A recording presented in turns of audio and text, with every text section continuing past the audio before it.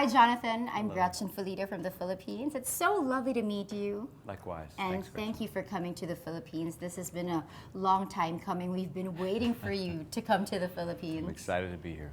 You know, your portrayal of Jesus is so moving, not only for me, but for everyone around the world. Thank you for bringing this show and for showing the humanity of Jesus. It's been my honor. How excited are you to meet all your Filipino fans finally, and later they'll be seeing you in the flesh? Oh man, we've been waiting for this day. We've had a strong presence in the Philippines from the get-go, really, and so to get to be here in person, to meet everybody, it's really just a dream come true. I remember one of your stories that you said 7 years ago, before you got cast in this role, that you were having such a tough time until you fully surrendered to the Lord. Can you share with us that story, and how has your life changed so far since portraying Jesus here in The Chosen? Yeah, so I was living in Los Angeles for about 8 years and pursuing acting full time. I had done 10 years prior to that in the production side of things, sort of behind the camera, and I felt God calling me to kind of go out to California and see if this was something that was meant to actually happen for me, and to give it my best shot, and I did, and struggled for 8 years.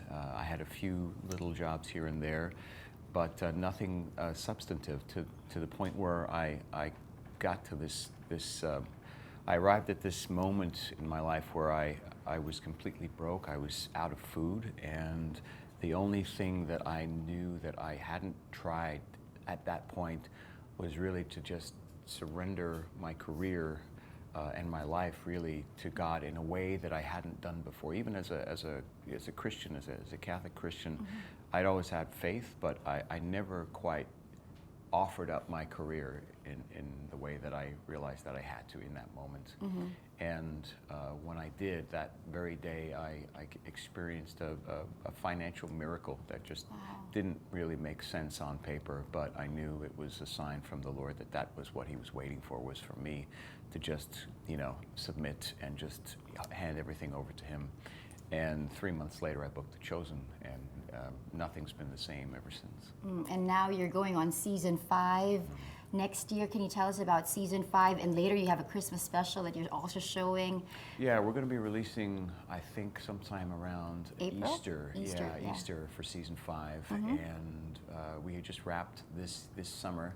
And the Christmas special we're releasing here in the Philippines, I believe, drops December 11th. Tickets are available now, in fact. So that's going to be a wonderful opportunity to see a combination of the story of The Chosen, the origins of the Christ story, combined with music and worship in a way that's, I think, going to be received really well here in the Philippines.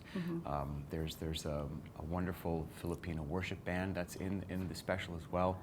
And I think people are really going to love it, and I think it's a great way to kind of open up the Filipino market to the Chosen world officially, and really introduce people to the story if they haven't seen it yet. I think is a great way to kick it off. Can you tell us how you prepare mentally and spiritually whenever you step into the shoes of Jesus? Yeah, that's a great question.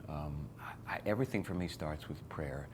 Before I consider taking a job, when I get the job, before I shoot every scene, especially in The Chosen playing Jesus, everything gets committed to prayer.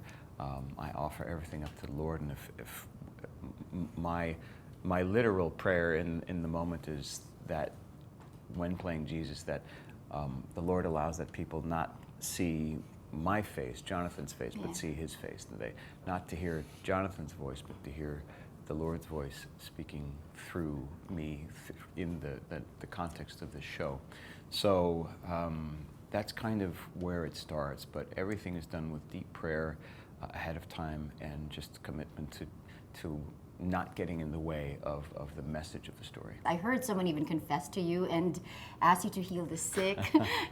Some comedic moments like that. What do you do when that happens? I try to gently remind people that I'm just a human like they are, and I'm not the real Jesus, obviously. Those who have seen and experienced the show and moments from the show that are super powerful and super healing, for so many, they kind of want to have that. It's sort of like a transference of that feeling and that experience. Yeah. And when they meet me in person, maybe subconsciously they want that to actually be true. Yeah. But they know it's not true. So people have asked me for prayers and blessings and to lay hands on them at some point. And one person, even started to, tell me as he was walking out of the confessional booth, like what he had just confessed. I said, no, I just leave it in there.